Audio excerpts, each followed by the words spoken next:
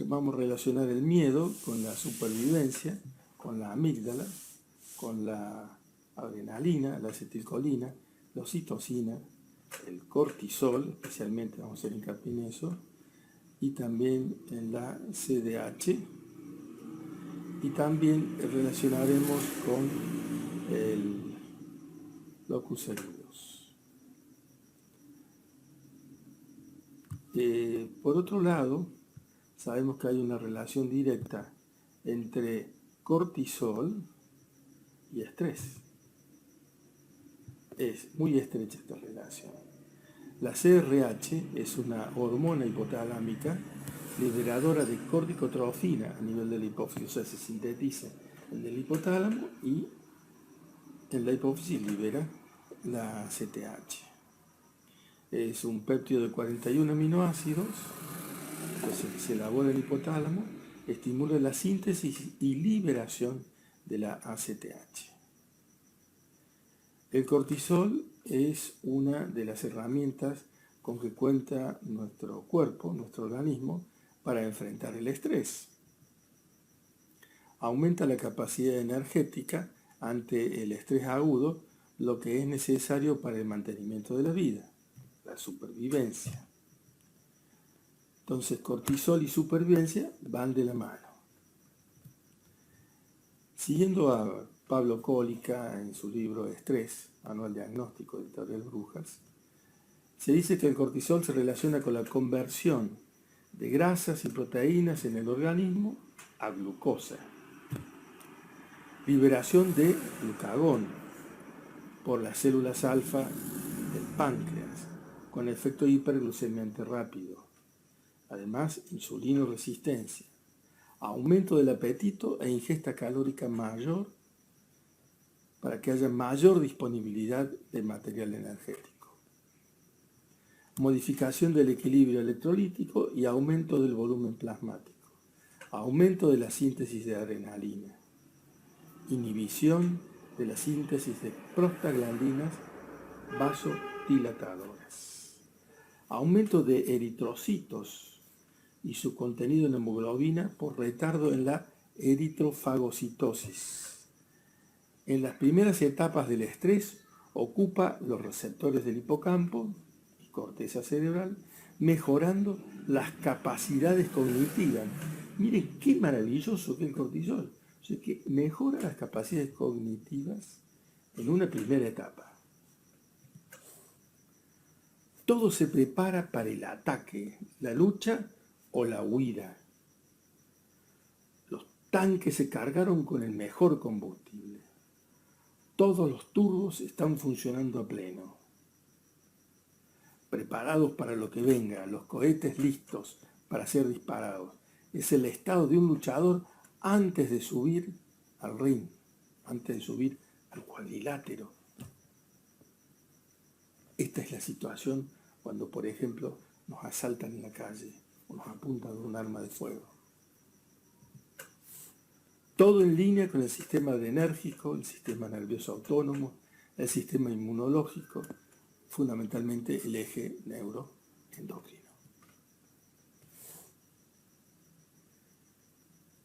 Pero ¿qué pasa cuando se fracasa en la resolución del conflicto? O sea que estamos con todo esto y el conflicto no se resuelve, como ser la situación de la pandemia.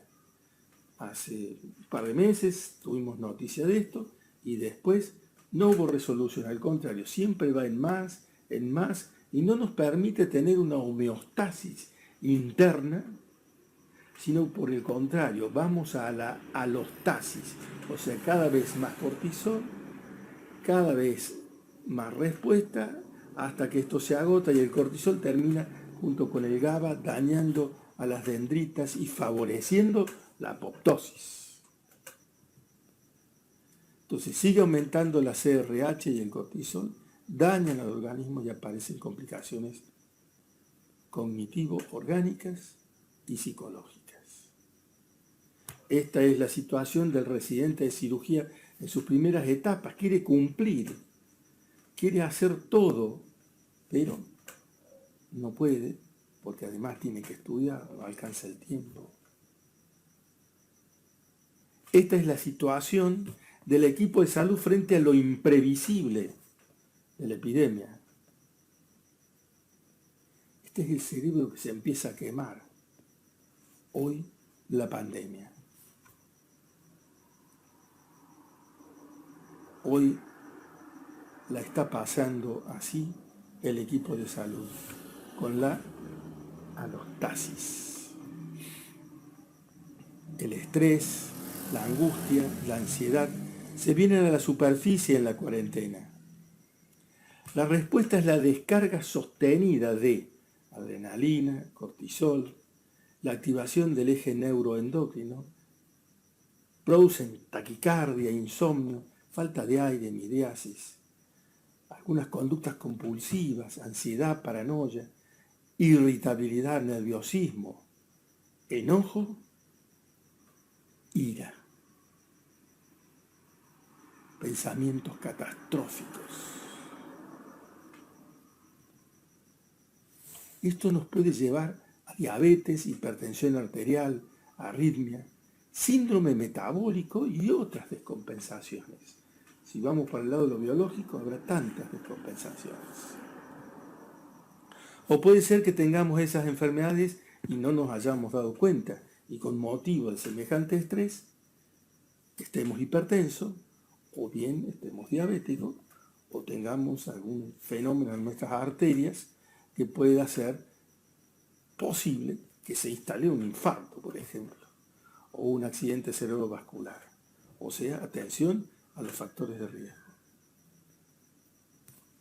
En las circunstancias que vivimos hoy, la cuarentena, esto que se amplifica como una onda expansiva en todo el planeta, donde pareciera que todos vamos a enfermar, donde pareciera que es la realidad, que muere tanta gente.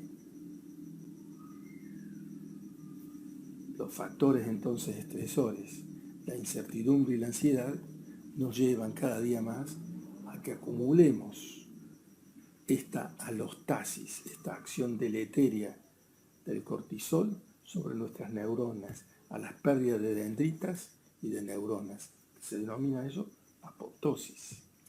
La perpetuación de este daño, la prolongación de este daño, hace que cada vez nuestro cerebro no funcione igual.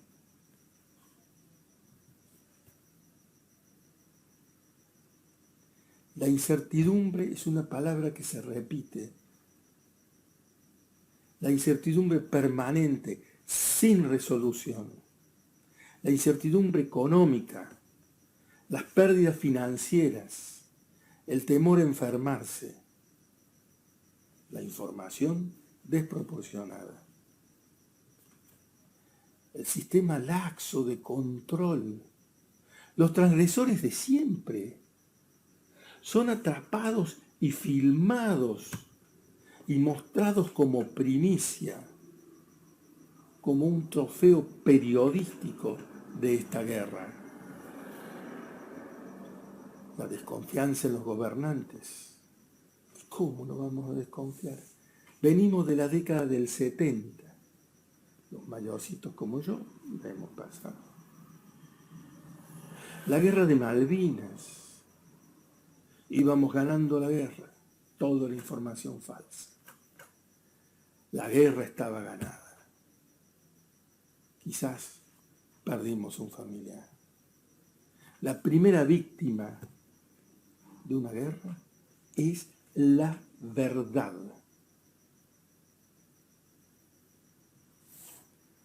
Quizás perdimos algún familiar.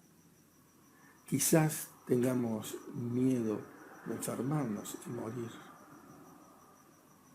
La evocación a alguna escena traumática de la infancia, la adolescencia, algún padecimiento actual o reciente, o algo que quedó grabado en algún resquicio del inconsciente, de mi propio inconsciente, o como decía Jung, en la sombra. Tenemos la máscara y la sombra, y allí en la sombra podemos tener guardado algún conflicto. La pregunta es, ¿qué siento yo? ¿Qué emoción tengo? ¿Cómo gestiono esa emoción? ¿Qué están sintiendo los que están conmigo? ¿Cómo se expresan?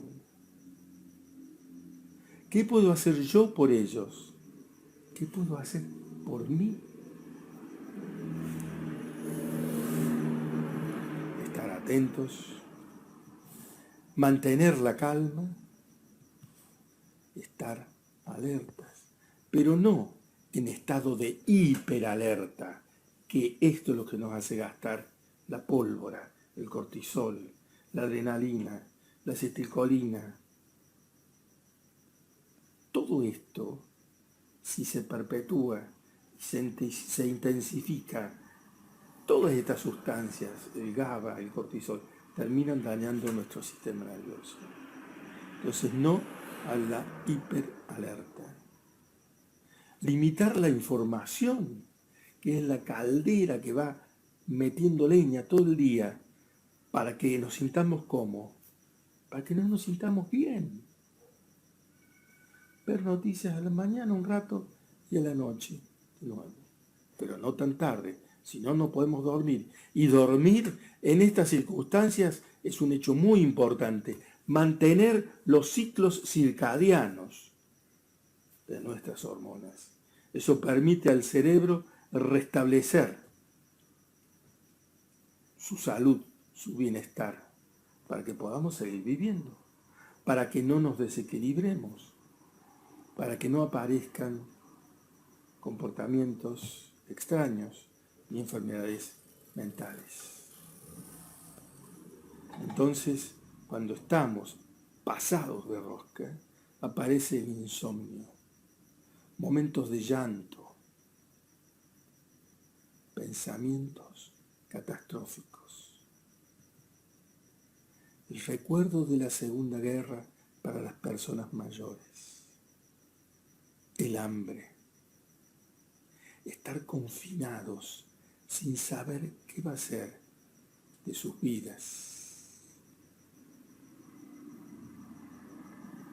¿Qué diferencia habrá entre las trincheras, el ataque con bombas, con cañones, quizás después los misiles, las bombas atómicas?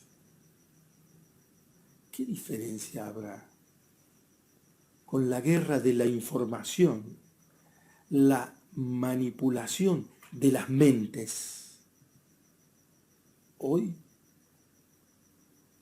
y estalló allá muy lejos, y su onda expansiva se extiende a todo el planeta, como si fuera un tsunami gigante, arrasando con todo lo que encuentra, arrasando con nosotros. Mientras los adolescentes y niños y algunos adultos permanecen hipnotizados, parasitados por las pantallas de los celulares, como si la realidad real no existiera. Y los que no están escondidos se les parte el corazón, el afecto, el alma. Nos atrapa el miedo. Quizás aquellos escondidos en las pantallas estén atrapados en las pantallas por el miedo para no ver lo que está pasando. Miedo a enfermarme y que me lleven a no sé dónde. Quizás no haya ni médicos y por mi edad elijan a otro para salvarlo y que me dejen morir lejos de mi familia. O quizás elijan a alguno que tiene más dinero o que es más famoso y yo muera solo, sin nadie, sin ni siquiera un respirador. Y las conductas compulsivas, pegarse a la pantalla del televisor, de la compu, del celu, y no moverse, en una vigilia de hiperalerta, con el cortisol y la adrenalina y la CDH sin descenso, haciendo que mueran nuestras neuronas, como ya hemos dicho. Pero el graph de la tele dice: catástrofe, información exclusiva. Alerta, ya hay circulación local. Se preparan comités de emergencia, comités de crisis. Mientras hablan, hacen ruidos disonantes, como película de terror. Terror. ¿Y qué se siente? Terror. Se extiende la cuarentena. Información exclusiva. El ejército en la calle. Alerta mundial. Pasan las imágenes de los féretros en Italia. El país en su hora más difícil. Este es el peor momento del país por la incertidumbre. Cambia todo. 250.000 infectados es el escenario más positivo. Y los inescrupulosos salen de sus casas para tomar vacaciones en la playa. Por supuesto que mienten a dónde van. Los empresarios especulan sacar ventajas con cesantías de empleados. Miedo a contagiar a los seres queridos, provocándoles la enfermedad y la muerte. Sin embargo, la cuarentena salva vidas. No lo hago por mí solamente, lo hago por mis seres queridos. Me estoy cuidando yo. Ya va a pasar. Y junto con este torbellino de miedo, podemos nombrar algunas otras cosas. Podemos nombrar el enojo. Puede ir desde la desconformidad a la ira y ser una emoción muy poderosa. ¿Yo qué hice para merecer esto? Nos lleva a la rebeldía, a la ira. Yo no tengo nada que ver. Armar lío, ir al frente sin importar nada, detrás de la omnipotencia. Yo puedo, y que reviente todo. La tristeza, el enojo, la tristeza. La pérdida de la rutina diaria, de la estructura laboral, de los juegos. La pérdida de los afectos. Se suma el aislamiento y la conexión con noticias alarmantes. Luego el desánimo y la tristeza. Por eso creo que es necesario tomarse unos minutos a solas. Podés poner quizás una música suave que te permita entrar en contacto con tu mundo interno. Respirar consciente algunos minutos y agradecer. Agradecer la vida, lo que hoy sos, lo que tenés. Agradecer el lugar que es hoy tu refugio. Agradecer tu cuerpo, agradecer tu alimento, tu compañía, tu estar con vos mismo. Agradecer lo que te venga a la conciencia. Tómate el tiempo que necesites. Registra tus sensaciones al finalizar y guarda en tu interior esto vivido. Suelta todo aquello que no sirve, los daños, las viejas y rancias historias. Suelta